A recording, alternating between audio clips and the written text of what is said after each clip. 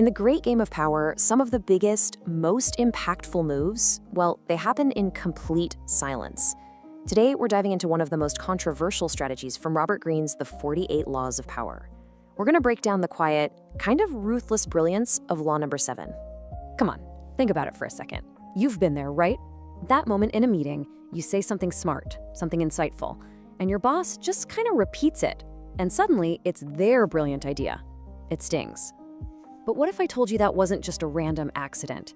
What if it was a calculated move in a much, much bigger game? Now, according to Greene, this is so much more than just petty theft. It's a core strategy for keeping and growing your influence. You have to understand that credit, it's a currency. And in the world of power, you absolutely have to control how it's spent if you want your name to be the one that's remembered. So let's really peel back the layers here. What does this ruthless rule of credit actually look like?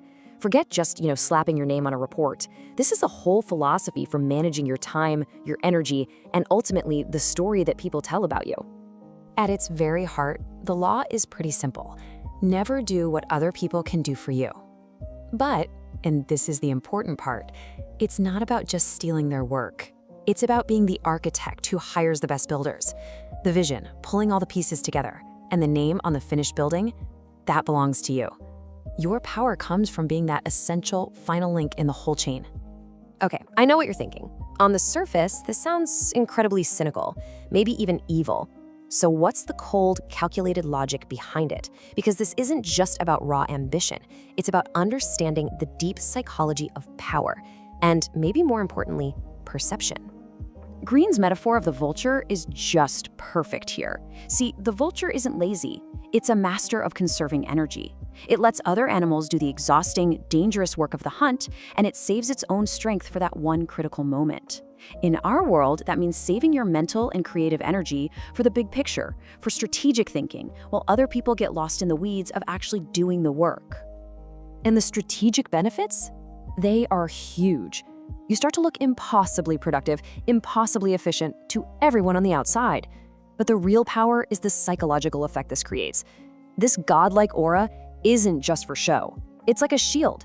It makes you seem essential, irreplaceable, and it hides all the normal human limitations that, let's be honest, every single leader has. This is the ultimate illusion. By becoming the one and only name attached to great results, you build a reputation that's bigger than your actual day-to-day abilities. People don't see the team of researchers, they don't see the junior guy who worked all weekend. They just see one person, a singular genius, and that silences doubt and cements your authority. And believe me, this is not a new idea. It's a timeless principle. Way back in the 17th century, the philosopher Balthasar Gracian totally got it. By absorbing the work and knowledge of others, you're not seen as just a team leader, you're seen as a source of wisdom itself, an oracle. People rarely bother to look behind the curtain. And this isn't just some old philosophy. Let's take a look at how some of the absolute giants of history played this exact game, whether they admitted it to themselves or not. Take Thomas Edison. We think of him as the quintessential lone inventor, right? Well, he was anything but. His real genius wasn't inventing everything himself. It was creating a system, an invention factory, and knowing how to brand every single success that came out of it with one name, his own. Or what about Isaac Newton, one of the greatest minds in all of history? He acknowledged his debt to the past, but just listen to how brilliant his phrasing is. Standing on the shoulders of giants. It sounds humble, doesn't it? But it subtly frames him as the one who could see further, the one who truly mattered. We remember Newton, not all those giants whose shoulders he was standing on. And those giants we're talking about, that's centuries of other people's work. Newton's true genius wasn't just his own incredible insight. It was his unmatched ability to pull together this massive warehouse of knowledge and put his name on the incredible thing he built with it. And it's not just science, it's true in the arts too. Shakespeare, maybe the greatest literary genius of all time, was a master borrower. He took existing stories from writers like Plutarch and completely transformed them. But the foundation, the starting point, was often someone else's work. His skill was in the final polish, the refinement, and that definitive stamp of ownership. So how do you actually apply this law without just becoming a common thief or a jerk? Well, there's a real art to it. And that art involves knowing not just how to take credit, but more importantly, when to give it away. So the application is really a 3-step process. First, you have to be a master at spotting talent. Second, you need the wisdom to delegate, to save your own strength for the final big picture move.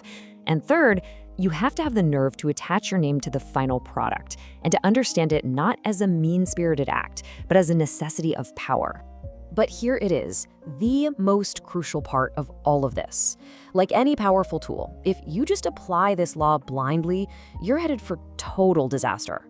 Real mastery is an understanding the reversal, knowing when it's actually more powerful to let other people share or even take the credit. And the rule is simple, and it's based completely on hierarchy. When you're dealing with people below you in the power structure, taking the credit reinforces your authority. But, and this is key, when you're dealing with people above you, you have to do the exact opposite. You graciously offer up your brilliant work, your ideas, and you let your master present them as their own. Henry Kissinger was an absolute master of this reversal. He did all of the brilliant, groundbreaking diplomatic work for Nixon's trip to China, but he made absolutely sure that the president got all the public glory. Why? Because making your boss shine secures your own position. It makes you look like a loyal and valuable asset, not a threat. It's the ultimate power move of giving in. So all this brings us to the final calculation, doesn't it? Is this law just a handbook for ruthless people? Or is it an essential tool for navigating the unwritten rules of human nature? Look, Greene's ultimate point is that these dynamics of power are always happening, whether you like it or not. To deny them doesn't make you a better person, it just makes you a pawn. The real goal is to become an artist of power, to understand the rules not just to win, but to protect yourself and to play the game with skill and intention. So that leaves us with one final thought. Is Law 7 a playbook for taking advantage of people? Or is it just an honest, unflinching look at how reputation, authority, and legacies are really built? The game is being played right now. The only question is whether you choose to be a player or just a piece on the board.